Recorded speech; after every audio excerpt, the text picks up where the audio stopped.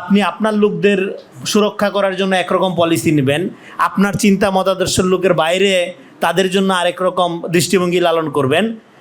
আপনি স্বাধীনতাও চান না, ইকুয়ালিটি এটাও চান না। আপনি আসলে একটা হাইপার রিয়েলিটির মধ্যে বা হাইপার পলিটিক্যাল কন্ডিশনের মধ্যে বসবাস করে বা রেখে দিয়ে, সোসাইটিকে রেখে দিয়ে আপনি আপনার দলের বা আপনার মতাদর্শের ক্ষমতা কায়েম করতে চান। পলিটিক্যাল অ্যাক্টিভিটির মধ্যে বা পলিটিক্যাল টপিক্সের মধ্যে, ইস্যুর মধ্যে অনেক বেশি সেন্সেশন আরোপ করা হয়। এটা হাসিনার আমলেও দেখছেন।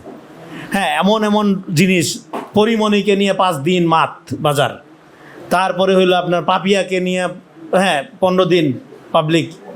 কিন্তু অথচ এইগুলো আপনার আমার জীবনের জন্য কোনো পলিটিক্যাল ইস্যু না, এগুলোকে প্রধানতম ইস্যু করে রাখা হয়েছিল। ধরেন একজন মুচির ভোট এবং একজন ব্যারিস্টারের ভোট সমান, এইটা দিয়ে গণতন্ত্র হবে না।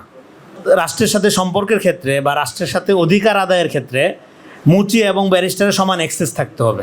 এখন অ্যাকচুয়ালি সিভিল সোসাইটি বইলা কিছু নাই এখানে।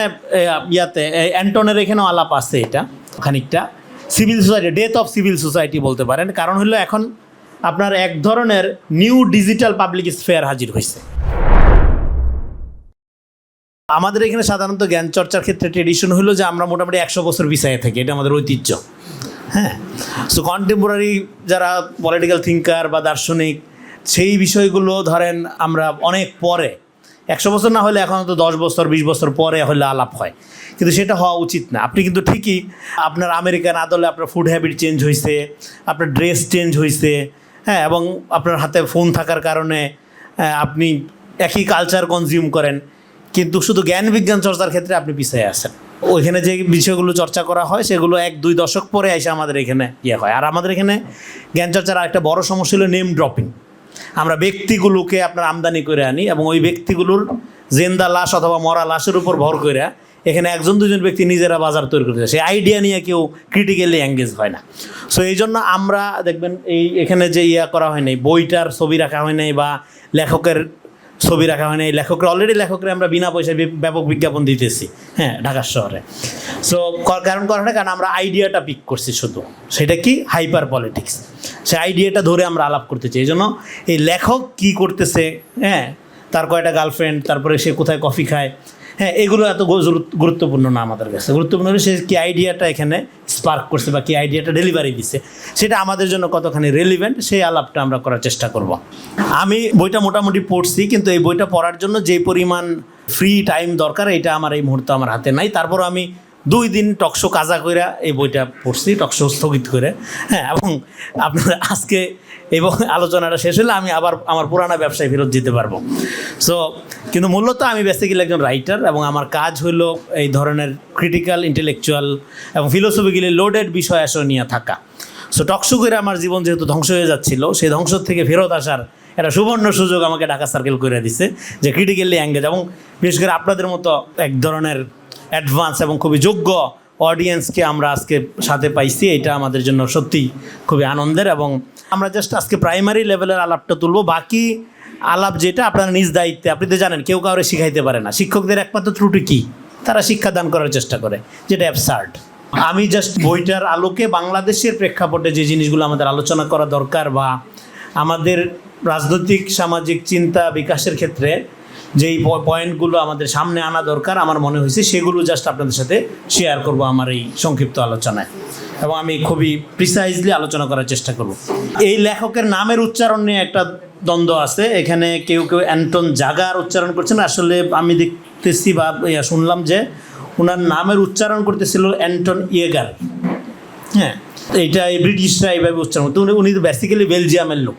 আর এই রাইটারকে আমার পিক করার উদ্দেশ্য হইলো বা এনাকে নিয়ে আলোচনা করার উদ্দেশ্য হইলো, এরে আমার খুব শেয়ানা লোক মনে হয়েছে। শেয়ানা কারণ এই বইটা লিখছে সে ইংরেজিতে প্রথমে, কিন্তু ইংরেজিতে বের করছে এই বছর, আর 2023 সালে এটা সে জার্মান ভাষায় বের করছে। এবং আপনারা জানেন ইউরোপে জ্ঞান চর্চা করতে হইলে এখনও পর্যন্ত জার্মানরা হইলো মানে দার্শনিক জ্ঞান চর্চা একটা গুরুত্বপূর্ণ জায়গায় আছে। সো জার্মানিতে কেউ যদি বাজার পায়, গুরুত্ব পায়, তাহলে সারা দুনিয়ায় সে গুরুত্ব পাবে, এটা ধরে নেওয়া হয়। তো এই লেখক শিয়ানা এবং সে অ্যাম্বিশাস, এটা বুঝলাম কেমনে, সেই বইটা প্রথম বের করছে জার্মান ভাষায়, লিখছে কিন্তু ইংরেজিতে। 23 সালে জার্মান ভাষায় বের করছে, পরে 26-এ ইংরেজিতে আনছে। তার মানে তার একটা বিরাট ফিলোসফিক্যাল অ্যাম্বিশন আছে, এই জন্য সে কঠিন ভূমিতে গেছে। আর আমরা হইলো উল্টাটা, আগে হইলো যেখানে সহজ সেখানে আমরা যাই। সো সে একটা চ্যালেঞ্জিং আপনার ফিল্ডে বা চ্যালেঞ্জিং অডিয়েন্সের মধ্যে আগে নিজের কাজ নিয়ে হাজির হয়েছে। তো তারপরে আস্তে আস্তে আপনার ধরেন যে সে এখন মূলধারার অডিয়েন্স যেটাকে আমরা বলি, সেখানে সে হাজির হচ্ছে। সো সেই দিক থেকে যখন আমি এই তথ্যটা জানলাম, তখন আমার মনে হলো যে এই রাইটারকে গুরুত্ব দেওয়া যেতে পারে। এবং অলরেডি ইউরোপে তাকে নিয়ে ব্যাপক ধরনের মানে পলিটিক্যাল থিঙ্কারদের সার্কেলে ব্যাপক ধরনের আলোচনা, উচ্ছ্বাস, ক্রিটিক এগুলো শুরু হয়েছে। এগুলো হয়তো আগামী দিনে আরও বাড়বে আশা করা যায়।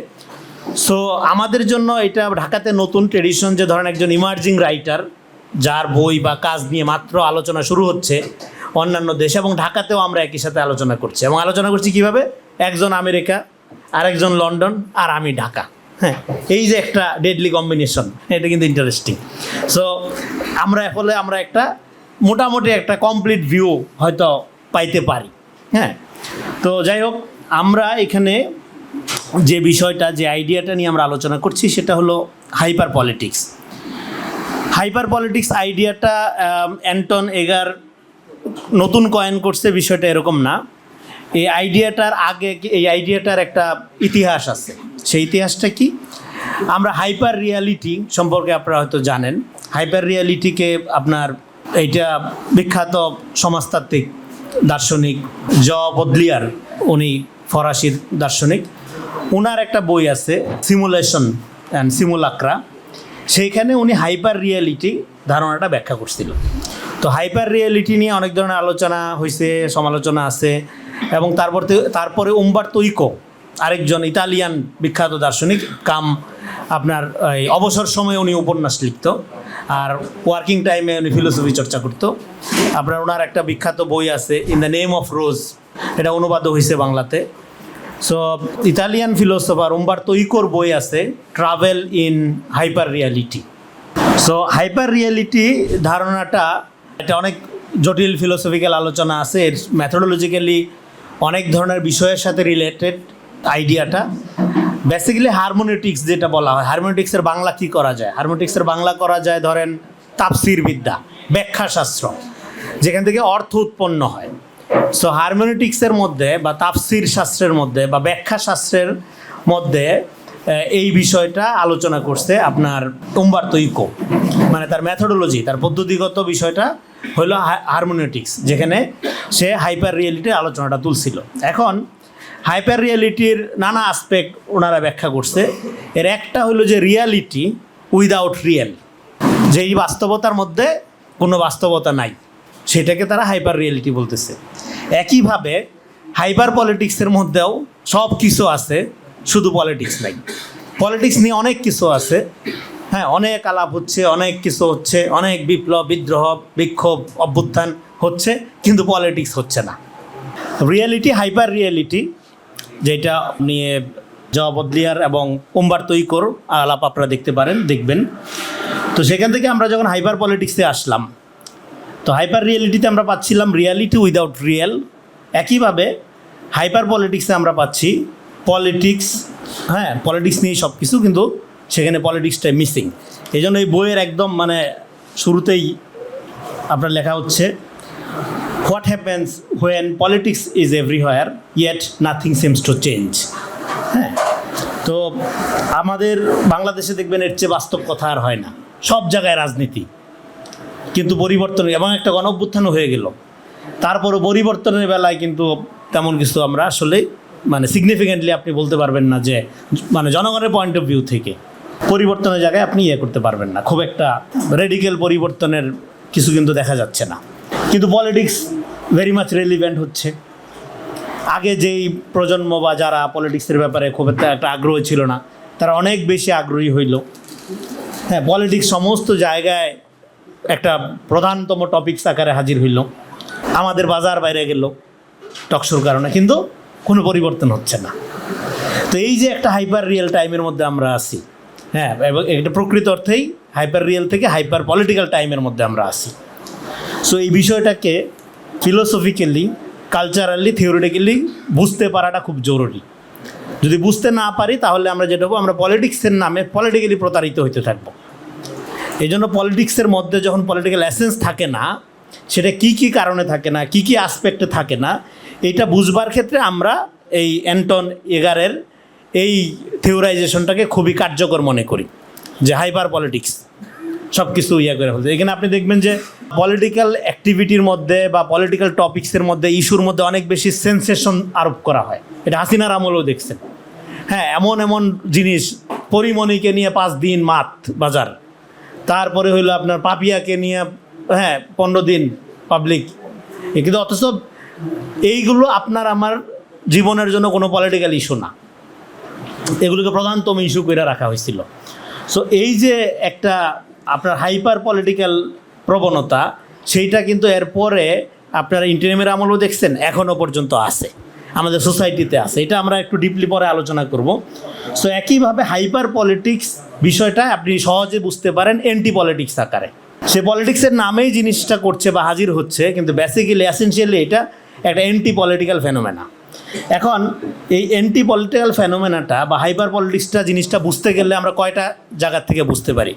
একটা হলো ভাষাগত দিক থেকে, ল্যাঙ্গুইস্টিক দিক থেকে, আরেকটা হলো সমাজে এই জিনিসটা কীভাবে ওয়ার্ক করে, মানে ম্যাথোডোলজিক্যালি আপনি এটা কীভাবে ডায়াগনোসিস করবেন আইডিয়াটা। ধরেন হাইপার পলিটিক্স একটা আইডিয়া, এটা আমরা কয়টা জায়গার থেকে বুঝতে পারি। ভাষাগত দিক থেকে, যেটা হারমোনেটিক্স, ব্যাখ্যাশাস্ত্র, ব্যাখ্যার রাজনীতি, বা তাফসিরের পলিটিক্সের জায়গার থেকে বুঝতে পারেন। আরেকটা সোসাইটি, সমাজের ইনভলভমেন্ট, সমাজ কীভাবে রিঅ্যাক্ট করে, সমাজ কীভাবে চেঞ্জ হচ্ছে এটার সাথে, সমাজ কীভাবে এটার সাথে সম্পর্কিত হচ্ছে, সেই আলোকে একটা। আরেকটা হলো রাজনৈতিক চিন্তা, ফলে সমাজের এই যে পরিবর্তন, সমাজের এই যে ট্রান্সফরমেশন, এটার ফলে রাজনৈতিক চিন্তাটা কীভাবে হাইপার পলিটিক্স দ্বারা নিয়ন্ত্রিত হচ্ছে, মানে পুরো পলিটিক্সটা কীভাবে হাইপার হয়ে উঠতেছে। এবং শুধু হাইপার পলিটিক্স না, এরপরে আমরা পাচ্ছি কি, এর ফলে আমরা পাচ্ছি কি, হাইপার পলিটিশিয়ানও পাচ্ছি। সো এই 3টা জায়গার থেকে মোটামুটি এই জিনিসটাকে আমরা ব্যাখ্যা করার চেষ্টা করতে পারি বা বুঝতে চেষ্টা করতে পারি। সো যেহেতু এই বই ধরে আলোচনা, এই বইয়ের কাভার টু কাভার ধরে আলোচনা করতে গেলে আপনার অনেক সময় লাগবে, বা সেটা আপনারা নিজেরা পড়ে নিতে পারেন। পড়ে নিয়ে আপনারা আপনাদের মতো করে, আমার রিডিংটাই যে একমাত্র রিডিং তা না, আমার রিডিং আমার মতো হচ্ছে, আপনার রিডিংটা হয়তো আমার চেয়ে অনেক সমৃদ্ধ হবে, অনেক ইনোভেটিভ আইডিয়াস আপনি এখান থেকে বের করতে পারেন।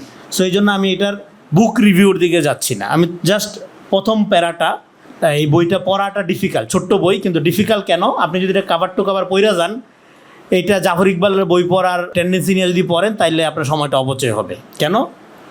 প্রথমে দেখেন, প্রথম প্যারাটা এখানে যেটা শুরু হচ্ছে, যে আপনার প্রিফেস, হাইপার পলিটিক্স ইউএসএ। এখানে প্রথমে সে রিগানের আমল, আমেরিকা, এবং টকভেলি আপনার একজন বিখ্যাত সমাজবিজ্ঞানী, উনি ফ্রেঞ্চ সমাজবিজ্ঞানী অ্যালেক্সি দা টকভিল, তার বিখ্যাত বই হলো ডেমোক্রেসি ইন আমেরিকা, যেইটা ডেমোক্রেসি বুঝবার ক্ষেত্রে একটা বাইবেল তুল্য বই হিসাবে বিবেচনা করা হয়। আপনারা যদি ডেমোক্রেসি কীভাবে ফাংশন করে, ডেমোক্রেসি কীভাবে কাজ করে আসলে, এবং ডেমোক্রেসি কীভাবে ফেল করে, এইটার একটা ক্লাসিক্যাল বই যদি পড়তে চান, মানে একটা বাইবেল তুল্য বললাম, তাহলে আপনি টকভিলের এই বই পড়তে হবে আপনাকে। এইটা খুবই রেকমেন্ডেড, এবং এটা পড়ে, মানে যারা ডেমোক্রেসি নিয়ে কথাবার্তা বলে, এই করে, বুদ্ধিজীবিতা করে, এটা তাদের হাতের কাছেই থাকে এই বইটা। সো টকভিল আমেরিকাতে যখন আপনার ডেমোক্রেসি রিস্টোর হইল, সে আমেরিকা চলে গেল, যা ঘুরা দেখার চেষ্টা করতে আসলে ডেমোক্রেসি কীভাবে ফাংশন করে। টকভিলের জন্ম হইল 1805 সালে, অনেক পুরানা লোক। তো সে দেখার চেষ্টা করতেছিল, দেখে তারপরে সে পুরা মানে গায়েগত রেখাইটা ঘুরা দেখে একদম ফার্স্ট হ্যান্ড এক্সপিরিয়েন্স থেকে সেই বইটা লিখছে। সো সে দেখলো যে ডেমোক্রেসি মানে শুধু গণতন্ত্র, এবং সবার জন্য একটা আইনি সুরক্ষা থাকলেই ডেমোক্রেসি ফাংশন করে না। সে বলতেছে ডেমোক্রেসি ফাংশন করার জন্য লাগে হইল ইকুয়ালিটি অফ কন্ডিশনস, অবস্থার সাম্য লাগে। ধরেন একজন মুচির ভোট এবং একজন ব্যারিস্টারের ভোট সমান, এইটা দিয়ে গণতন্ত্র হবে না। রাষ্ট্রের সাথে সম্পর্কের ক্ষেত্রে বা রাষ্ট্রের সাথে অধিকার আদায়ের ক্ষেত্রে মুচি এবং ব্যারিস্টারের সমান অ্যাক্সেস থাকতে হবে, মানে ইকুয়ালিটি অফ কন্ডিশনসটাও থাকতে হবে। ফলে স্বাধীনতার অভাব মানে আসলে সাম্যের অভাব। মানে তকভিল বলতেছে যে একটা সমাজে সাম্য নাই, যে বৈষম্য বিরোধী মুভমেন্ট আমরা করলাম, তাই না? বৈষম্য কেন ছিল বা বৈষম্য কেন থাকে? যখন স্বাধীনতা থাকে না অ্যাকচুয়ালি।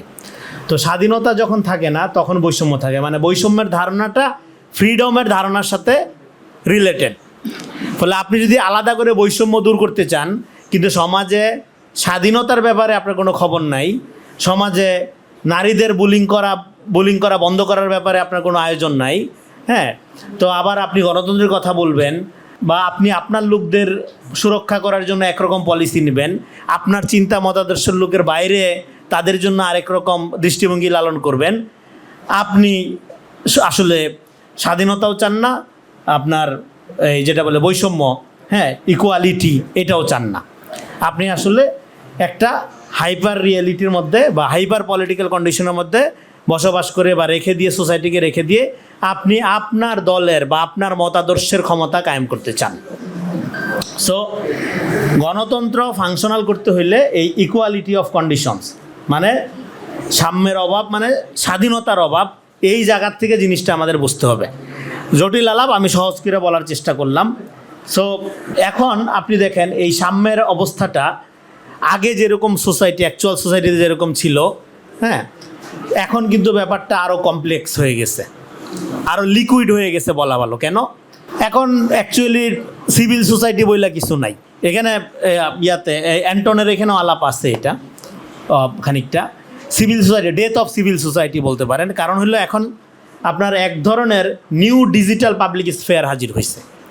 আপনি দেখবেন যে অনেক বট সেলিব্রিটি আছে, বট সেলিব্রিটি বুদ্ধিজীবী, আমি আর নাম বলছি না, চেহারা কেউ দেখে না, কিন্তু সে বিপুলভাবে জনসমাবেশকে বা জনগণের মতামতকে প্রভাবিত করে, আড়ালে থাইকা, আবডালে থাইকা, নিজেকে আপনার একটা পর্দার আড়ালে রেখেই, অন্তরালে থেকেই, হ্যাঁ, বা সামনে জনসম্মুখে বা রিয়েল সোসাইটিতে ফাংশন না করেই সে কিন্তু একটা বিশাল মতামতকে প্রভাবিত করার সক্ষমতা অর্জন করে। ফলে এখন আর ফান্ড আইনা বিশাল সেমিনার করে, হ্যাঁ, তারপরে পালিত বুদ্ধিজীবী রেখে বিশাল সিভিল সমাজ রেখে এগুলোর আর দরকার হচ্ছে না। ফলে এই নিউ ডিজিটাল পাবলিক স্ফেয়ার এক ধরনের আপনার কিন্তু সিভিল সোসাইটির যে আপনার 19th সেঞ্চুরি বা 20th সেঞ্চুরির যে ধারণা বা রোল, সেটার কিন্তু এক ধরনের জানাজা ঘটাই দিছে, এটা আর ওয়ার্ক করে না। আপনার বিশাল বুদ্ধিজীবী, বাজারে তার প্রচুর বইটই আছে, হ্যাঁ, কোনো সমস্যা নেই। আপনি, হ্যাঁ, সোশ্যাল মিডিয়াতে এমনভাবে অ্যাক্টিভিজম শুরু করে দেবেন, অ্যালগোরিদমের মধ্যে এমনভাবে আনবেন যে আপনি আজকের টপিক বা আপনার টপিকটাই রেলিভেন্ট, এইটাই একমাত্র ইস্যু। হ্যাঁ, সে যে ধরেন বিশাল খাটাখাটনি করে পেপার লিখতেছে, বা ধরলাম সে রিয়েল বুদ্ধিজীবী, সে ভণ্ড না, সে অ্যাম্বাসি টাকা খায় না, কিন্তু আপনি তাকে ডিজিটাল নিউ এই পাবলিক স্ফেয়ারের মধ্য দিয়ে একদম নাই করে দিতে পারেন, তাকে একদম অফ টপিকে ফেলাই দিতে পারেন। সো ফলে সিভিল সোসাইটির আগের যে ভূমিকা, হ্যাঁ, এই 19th সেঞ্চুরি বা 20th সেঞ্চুরির যে ভূমিকা, সেই ভূমিকাটা এক ধরনের অবসান হয়ে গেছে।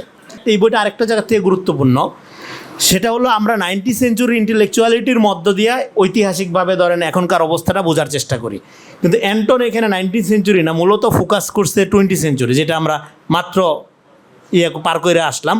আইসে আমরা কারণ এটা করাই উচিত, কারণ এখন তো 26 সাল, হ্যাঁ, আমরা 21st সেঞ্চুরির মোটামুটি কী বলে 4 ভাগের 1 ভাগ পার করে ফেলছি। সো কিন্তু 20th সেঞ্চুরির ডায়াগনোসিসের মধ্যে এখন আমরা ঢুকি নাই, এখন আমরা 19th সেঞ্চুরির মধ্যেই আসি মোটা দাগে। কারণ 19th সেঞ্চুরিতেই মোটামুটি সব বড় বড় দার্শনিক, চিন্তক, লেখক, সাংবাদিক, এগুলোর একটা আপনার কী বলে স্ফোরণ ঘটছে। কিন্তু যেহেতু এই রাইটার খুবই নতুন, বয়সে আমাদের সমবয়সী বা আমাদের চেয়ে কম, সো ফলে সে একটা নতুন জায়গায় কিন্তু আসলে আসছে, যেটা খুবই ইম্পর্ট্যান্ট। এই জন্য এই লেখকের বাণিজ্য ভালো, ভবিষ্যৎ ভালো আগামীতে, কারণ সে শুরুই করছে, তার মূল ফোকাসটা হলেও আপনার 20th সেঞ্চুরি। কিন্তু বেশিরভাগ আলোচনা, পর্যালোচনার ক্ষেত্রে ঐতিহাসিক জেনিওলজি বা লিগেসি টানার ক্ষেত্রে লেখকরা বা পলিটিক্যাল থিঙ্কাররা শুরু করে 20th সেঞ্চুরির বদলে 19th সেঞ্চুরিকে বেশি গুরুত্ব দিয়ে। সো 20th সেঞ্চুরিকে উনি বেশি গুরুত্ব দেওয়ার কারণে আপনি 21st সেঞ্চুরির যে ফেনোমেনাগুলো, এই যেটা বললাম যে নিউ ডিজিটাল পাবলিক স্ফেয়ার, এই আলাপটা কিন্তু আপনি 19th সেঞ্চুরি ধৈরা যদি আসেন তাইলে আপনি পাবেন না, কারণ তখন এটা রেলিভেন্ট ছিল না, ইস্যুই হয় নাই। কিন্তু 20th সেঞ্চুরিতে যদি আপনি আসেন, তখন আপনি আসলে এটা আরও বুঝবেন। এখন আপনি 21st সেঞ্চুরি এআইকে আপনি এখন রিলেট করতে পারবেন, রিলেট করে আপনি তখন বুঝবেন যে শুধু সিভিল সোসাইটির ইলিমিনেশন বা ডেথ হচ্ছে না বা নাই হয়ে যাচ্ছে না, হিউম্যান এজেন্সিরও এক ধরনের পুরাতন বা সাবেকি যে রোল, সেইটার কিন্তু একটা ট্রান্সফরমেশন, অবসান হয়েছে এটা বলবো না, এক ধরনের ট্রান্সফরমেশন কিন্তু হয়েছে আপনি বলতে পারবেন। সো এই জন্য এই যে লেন্সটা আপনার 90 সেঞ্চুরি থেকে সরায়া, হ্যাঁ, 20 সেঞ্চুরি এবং তারপরে এখনকার লিভিং টাইম, নাও বেস্ট টাইম কোনটা, নাও, এখন, এই এখন কারেন্ট প্রেজেন্টে গুরুত্ব দেওয়া বা প্রেজেন্ট সময়ে আসার ক্ষেত্রে আপনার অ্যান্টনের এই থিওরাইজেশন আপনাকে সরাসরি হেল্প করতে পারে। সো এইটা এখন আপনার ধরেন যে এটা বোঝার ক্ষেত্রে আপনি কতগুলো জায়গার থেকে আপনি আলোচনা করতে পারেন, এবং অ্যান্টন এই হাইপার পলিটিক্স ধারণার মধ্যে যে আসলো, এটার একটা জার্নি আছে, হুট করে আসে নাই সে।